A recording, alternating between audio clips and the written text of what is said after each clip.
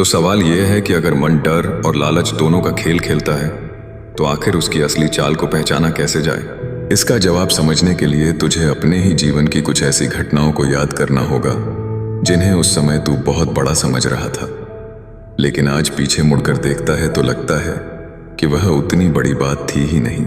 जरा याद कर, कभी किसी की एक बात ने तुझे कई दिनों तक परेशान रखा होगा। कभी किसी छोटी सी असफलता ने ऐसा महसूस कराया होगा जैसे सब खत्म हो गया हो। कभी किसी के इनकार ने ऐसा लगा होगा जैसे अब आगे कुछ बचा ही नहीं।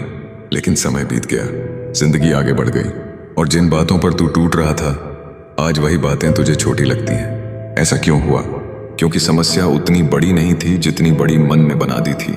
मन की सबसे बड़ी ताकत यही है कि वह वर्तमान क्षण को छीन लेता है। वह तुझे वहां रहने ही नहीं देता जहां तू वास्तव में है। अगर सब ठीक चल रहा है तो वह भविष्य का डर दिखा देगा। अगर भविष्य सुरक्षित है तो वह अतीत की कोई गलती उठा लाएगा। अगर अतीत और भविष्य दोनों शांत हैं तो वह तुलना शुरू कर देगा। किससे? दूसरों से। और तुलना मन का सबसे खतरनाक हथियार है। मान ले कि तेरे पास जो चाहिए था वह सब है, खाने को है, रहने को है, पढ़ाई चल रही है, परिवार साथ है, लेकिन तभी तू किसी और को देखता है जिसके पास तुझसे ज्यादा है। बस मन को मौका मिल गया। अब वह तुझे तेरी खुशियां नहीं दिखाएगा, वह सिर्फ तेरी कमियां दिखाएगा। वह कहेगा देख उसके पास यह है, तेरे पास नहीं। फिर वह कहेगा वह तुझसे आगे निकल गया। फिर वह कहेगा शायद तू पर्याप्त नहीं है। और धीरे धीरे जो इंसान कुछ मिनट पहले संतुष्ट था वही बेचैन हो जाता है। असल में परेशानी चीजों की कमी नहीं होती, परेशानी उस तुलना की होती है जिसे मन बार बार पैदा करता है।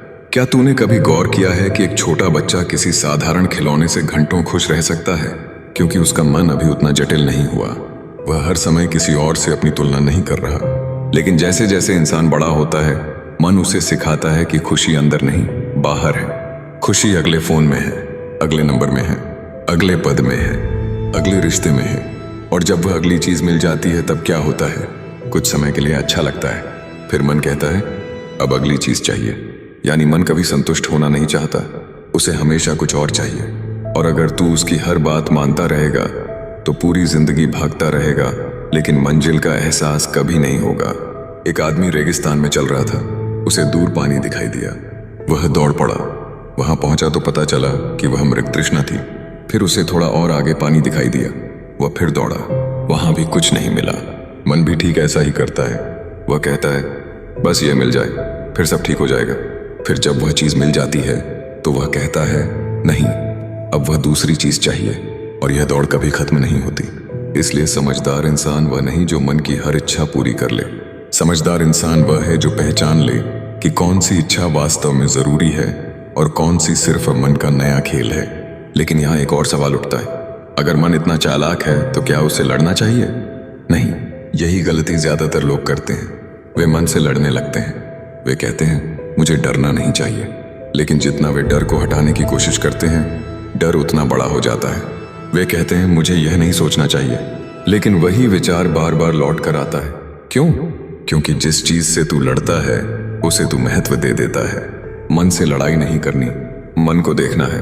जैसे कोई आसमान में बादल देखता है, बादल आए, कुछ देर रहे, फिर चले गए। क्या आसमान हर बादल से लड़ता है? नहीं, वह सिर्फ उसे गुजरने देता है।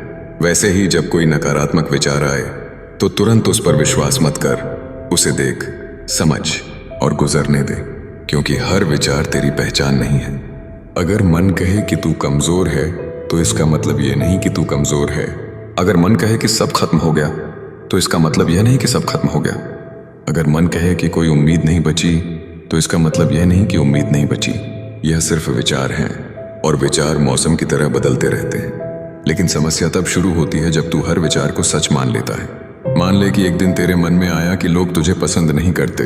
अगर तूने इस विचार पर विश्वास कर लिया तो तू लोगों से दूर रहने लगेगा। जब तू दूर रहेगा तो लोग भी कम बात करेंगे। फिर मन कहेगा देखा मैं सही था, जबकि शुरुआत में यह सिर्फ एक विचार था। यानी कई बार मन पहले झूठ बोलता है, फिर उसी झूठ को सच साबित करने की परिस्थिति बना देता है। यही वजह है कि मन को जरा सा भी मौका देना खतरनाक है, क्योंकि वह धीरे धीरे तेरी पूरी दुनिया का चश्मा बन जाता है। और फिर तू दुनिया को जैसी है वैसी नहीं देखता, तू दुनिया को वैसा देखता है जैसा तेरा मन दिखाना चाहता है। लेकिन अब एक और गहरी बात समझ, मन को सबसे ज्यादा मौका कब मिलता है? जब तू खाली होता है, जब तेरे पास कोई उद्देश्य नहीं होता, जब तेरे पास कोई दिशा नहीं होती, जब तेरे पास करने को कुछ सार्थक नहीं होता, तभी मन सबसे ज्यादा सक्रिय हो जाता है। इसलिए अक्सर देखा गया है कि जो लोग अपने काम, अपने लक्ष्य, अपनी सीखने की प्रक्रिया में डूबे रहते हैं, वे छोटी छोटी बातों में कम उलझते हैं। और जो लोग पूरे दिन सिर्फ सोचते रहते हैं, वे धीरे धीरे अपनी ही सोच के जाल में फंस जाते हैं। मन एक खाली मैदान की तरह है, अगर उसमें अच्छे बीज नहीं बोए जाएंगे तो खरपतवार अपने आप उगाएगी। इसीलिए अपने मन को खाली मत छोड़, उसे सीखने का काम दे, उसे मेहनत का काम दे।